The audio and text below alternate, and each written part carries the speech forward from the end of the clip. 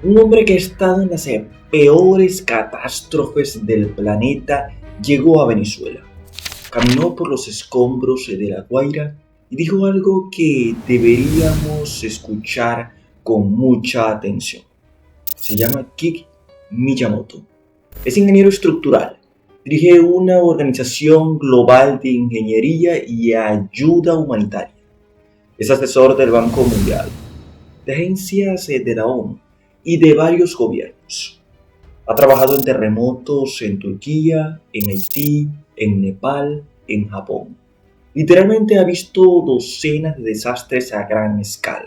Y cuando le preguntaron cuál era su diagnóstico sobre lo que pasó el 24 de junio en Venezuela, esto fue lo que dijo. He visto docenas de desastres a gran escala y este es uno de los peores. La forma en que los edificios se derrumbaron. Un colapso total en un área bastante extensa. Uno de los peores que ha visto. Y lo comparó directamente con el terremoto de Turquía de 2023.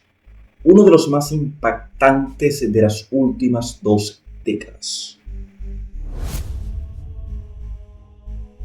En este video te voy a explicar con todo detalle esta entrevista. ¿Por qué Miyamoto llegó a esa conclusión? ¿Cuál es el problema técnico exacto que hizo que edificios completamente nuevos se vinieran abajo? ¿Qué oportunidades reales se abren ahora para Venezuela? ¿Y por qué la presencia de este hombre en el país tiene un vínculo directo con el Departamento de Estado de Estados Unidos? Quédate hasta el final porque esa última parte cambia el contexto de todo lo que te voy a contar. Antes de entrar en el diagnóstico, entendamos por qué la palabra de este hombre pesa tanto. Kik Miyamoto es el fundador de Miyamoto International. Su equipo llegó primero en avanzada y luego él mismo aterrizó en Venezuela para recorrer junto a su gente las zonas afectadas. Desde que llegó no ha parado. Ha recorrido la zona en coordinación con rescatistas mexicanos y equipos estadounidenses. Y el viernes se reunió directamente con el gobierno interino venezolano. O sea, no es una visita de cortesía. Es un ingeniero trabajando sobre el terreno, con acceso al poder. Ya entenderás por qué al final del video. Y este hombre, con esa trayectoria, con ese currículo, se paró frente a los colegas periodistas del estímulo y dijo que esto es uno de los peores desastres que ha visto en su carrera. Ahora, vamos a lo importante. ¿Por qué? Le preguntaron directamente por qué las consecuencias de ese terremoto fueron tan terribles, tan grandes. Y su respuesta tiene 2 partes. Anota esto, porque es la clave de todo el video. Miyamoto fue muy claro en algo que probablemente no sabías. Venezuela tiene buenos ingenieros, tiene buena formación, tiene buenas normas de construcción. El problema no es la falta de conocimiento técnico en el papel. El problema es el tiempo. Él explica que a nivel mundial, entre 1985 y 1990, los códigos de construcción cambiaron radicalmente. Se implementaron normas sísmicas estrictas en todos los países. Esto pasó en Turquía, pasó en Japón, pasó incluso en Estados Unidos. Y aquí viene la frase que más me impactó de toda la entrevista. Cualquier construcción anterior a la década de los 80 es muy peligrosa. ¿Qué significa esto para Venezuela? Que buena parte del parque de edificaciones construido antes de mediados de los 80 fue diseñado sin pensar realmente en un terremoto de esta magnitud. Es un fenómeno global. Los edificios viejos en cualquier país del mundo son el punto débil. Segunda parte del diagnóstico. Y esta es todavía más importante. La inspección. Miyamoto dice textualmente que las inspecciones de ingeniería son fundamentales y que en Venezuela no suelen ocurrir. Eso dice él, marca una diferencia enorme. Y para que entiendas la magnitud de esto, él mismo pone el ejemplo de Turquía. El terremoto de 2023 destruyó cerca de 200.000 edificios y dejó pérdidas humanas de más de 50.000 personas. Hubo 2 terremotos consecutivos y el problema fue exactamente el mismo que en Venezuela. Edificios antiguos, más construcciones nuevas sin inspección adecuada. Turquía después de esta tragedia está cambiando su sistema de inspecciones y Miyamoto cree que Venezuela va a pasar lo mismo. Entonces, resumiendo el diagnóstico completo, edificios viejos sin normas sísmicas modernas, más ausencia de inspección real durante la construcción. Esa es la combinación que provocó una tragedia de esta escala. Y ojo, esto no termina aquí, porque lo que viene ahora es todavía más específico, y es la parte que más quiero que entiendas. Aquí está lo que de verdad me dejó pensando de esta entrevista, y por eso le vamos a dedicar el tiempo que se merece. Le preguntaron a Miyamoto cuáles son los mecanismos clave para que un país cumpla con las normas sismoresistentes.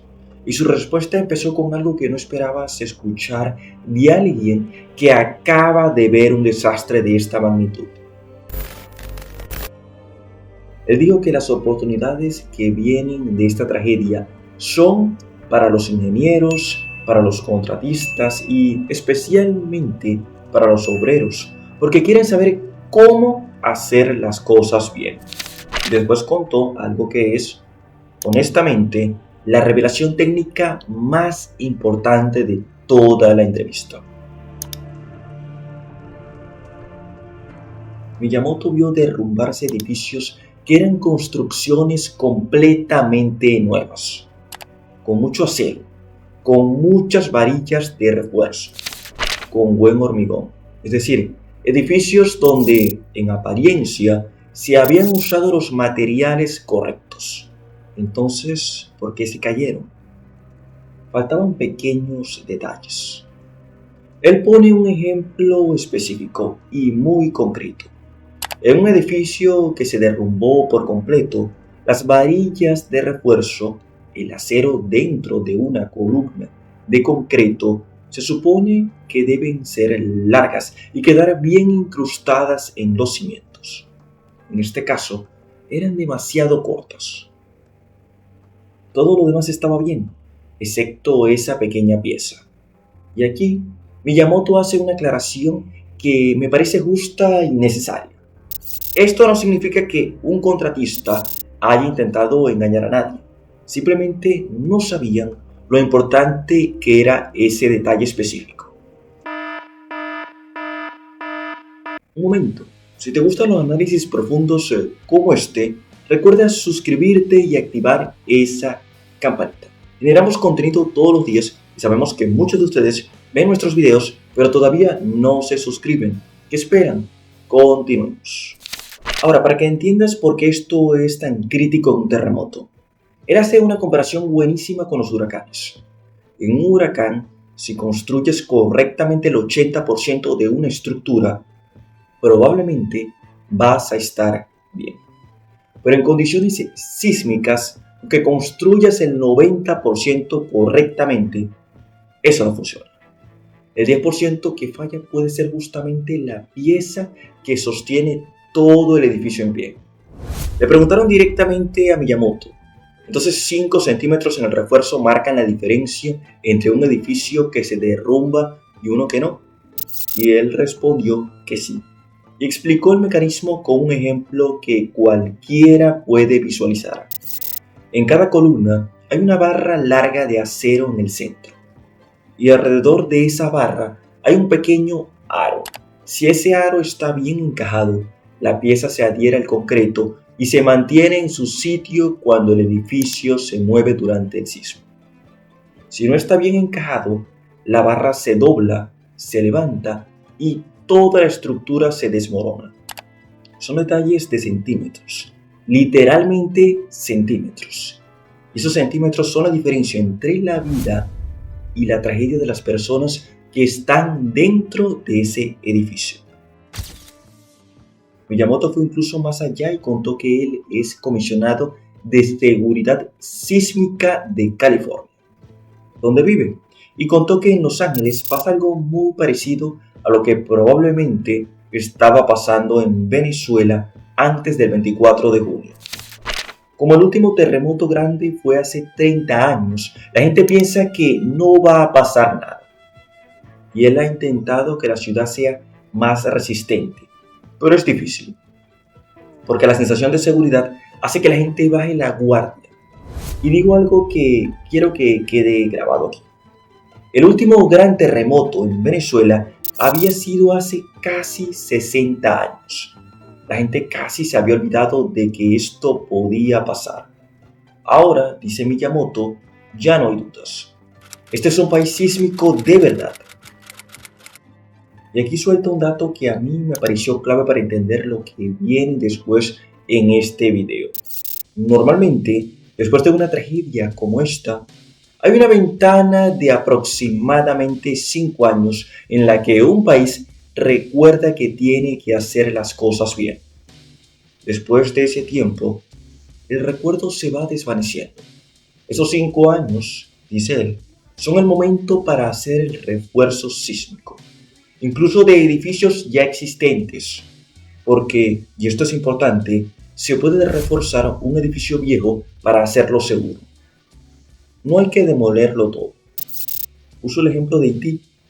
Después del terremoto de 2010, hoy en día ese país se toma muy en serio los sistemas de protección sísmica, incluso con edificios de mediana y gran altura construidos con inspección de última tecnología. Ahora que entendimos el problema técnico de fondo, vamos a hacer un recorrido rápido por el resto de lo que Miyamoto contó, porque hay información muy relevante sobre lo que viene ahora en Venezuela. Le preguntaron cuáles son las 3 cosas más importantes que hay que hacer ahora mismo. Y su respuesta fue muy ordenada, casi como un plan de trabajo. Lo primero, comunicación e información. Miyamoto notó algo muy fuerte durante su recorrido. Subió a los cerros, a los barrios de clases trabajadoras, donde las casas parecen no tener daños visibles, pero tienen grietas, y contó que la gente les rogaba que fueran a ver sus casas, que les explicaran qué significaban esas grietas. Esas familias se sienten abandonadas porque toda la atención mediática se fue hacia la zona de desastre principal. Pero el daño está repartido por todos lados. Y esas personas, además, perdieron sus empleos. Por eso, dice, la reconstrucción tiene que avanzar rápido, no solo por las viviendas, sino para reactivar la economía y crear trabajo. Un punto súper interesante. Lo segundo, entender la zona costera destruida. Aquí Miyamoto introduce algo muy interesante. Un sistema de clasificación que probablemente vamos a escuchar mucho en los próximos meses en Venezuela. Habla de 3 tipos de edificaciones. Los llamados edificios negros, los que colapsaron por completo o quedaron inclinados, y que hay que cuantificar junto con la cantidad de escombros que generan, usando incluso imágenes satelitales. Los edificios con daño solo superficial, estructuras que a simple vista parecen estar en mal estado, pero que en realidad no tienen daño estructural, solo daño en componentes arquitectónicos. Estos se pueden reparar. Y los edificios con etiqueta verde, los que no tienen ningún daño y se pueden habitar con normalidad. Y lo tercero, el estudio geotécnico, es decir, entender qué hay debajo del suelo, porque hay zonas que no tuvieron daño y zonas que sí, y esa diferencia probablemente tiene que ver con el tipo de terreno.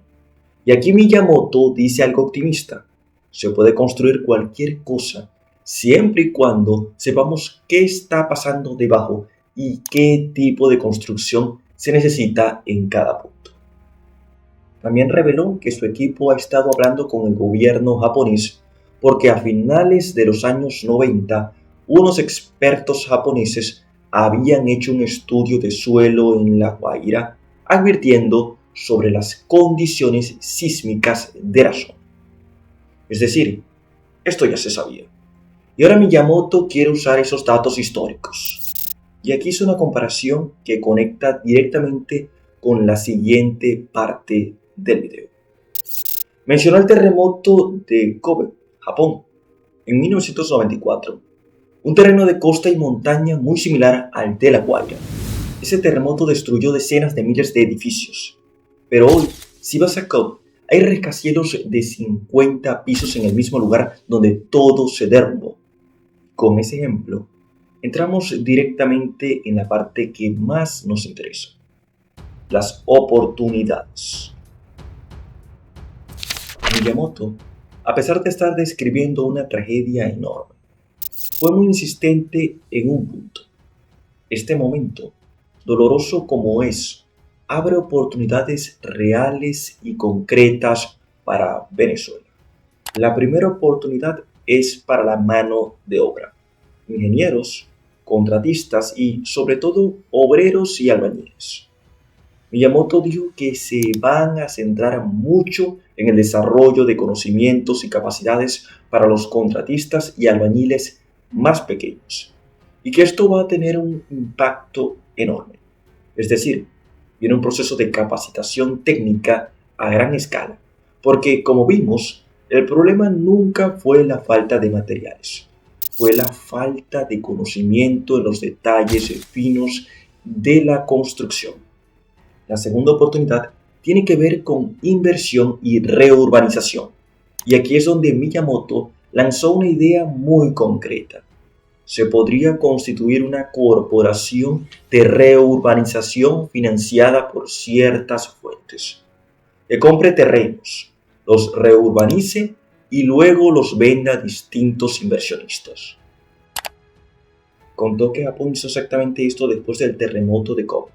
En 1994, el gobierno japonés facilitó que promotores de Tokio y Osaka compraran los terrenos urbanizados, y así las personas que habían perdido sus casas terminaron siendo propietarias de condominios modernos de alto valor. Le preguntaron si un proceso así como el de Kobe no tomaría 10 años o más. Su respuesta fue interesante. Dijo que todo depende, pero que Venezuela tiene algo que otros países no tienen: una diáspora muy sólida, que se preocupa profundamente por lo que pasa en el país. Que eso, combinado con el interés que están mostrando gobiernos como el de Estados Unidos y Japón, podría convertir esta tragedia en el catalizador de una inversión masiva. Y cerró con una frase que vale la pena repetir: Venezuela ya tiene una gran capacidad de desarrollo. Ya sabe cómo construir edificios seguros. Él, literalmente, dijo que no lo necesitan a él. Lo que su equipo puede aportar es el conocimiento acumulado de lo que ha funcionado y lo que ha fallado en otros desastres alrededor del mundo, desde Japón hasta Haití y Nepal. Entonces, resumamos las oportunidades: capacitación masiva para la industria de la construcción, un posible modelo de reurbanización financiado con inversión externa y el rol de la diáspora venezolana como motor de ese proceso. Ahora, antes de cerrar, hay un dato de esta entrevista que no puedo dejar pasar, porque le da contexto a todo lo que acabamos de ver. Le preguntaron directamente a Miyamoto cuál es su papel en el país, ya que sostuvo una reunión con Delcy Rodríguez. Y él respondió algo que me parece importante que sepas. porque cambia cómo debemos leer toda esta visita. Miyamoto International, según sus propias palabras, es una empresa social y actualmente tiene un contrato sin fines de lucro con el Departamento de Estado de Estados Unidos. Él mismo aclaró que no obtienen ningún beneficio económico de ese contrato, pero que esa relación es la que les permite estar en Venezuela y formar un equipo de trabajo en el terreno. Es decir, la presencia de Miyamoto en Venezuela no es solamente la de un ingeniero independiente que decidió venir por iniciativa propia. Es una operación que está conectada a través de financiamiento sin fines de lucro con el gobierno de Estados Unidos. Y eso, en el contexto político actual entre Venezuela y Estados Unidos, es un dato que merece que lo tengamos muy presente. Entonces, para resumir todo lo que vimos hoy, el diagnóstico de Miyamoto es que este es uno de los peores desastres que ha visto en su carrera, provocado por una combinación de edificaciones antiguas sin normas sísmicas modernas y la falta de inspección técnica durante la construcción. El detalle que más debería preocuparnos es que ni siquiera los edificios nuevos se salvaron, porque el problema estuvo en centímetros de refuerzo mal colocado. Y al mismo tiempo, esta tragedia abre una ventana real de oportunidad para Venezuela. Capacitación, inversión y un posible modelo de reconstrucción apoyado en la diáspora. Si este video te ayudó a entender mejor lo que está pasando, dale like, comparte y cuéntame en los comentarios. ¿Crees que Venezuela va a aprovechar esta ventana de 5 años que menciona Miyamoto? ¿O va a pasar lo mismo que él describe que suele pasar en otros países? Que con el tiempo la gente se olvida. Gracias por haber llegado hasta aquí y nos vemos en el próximo video.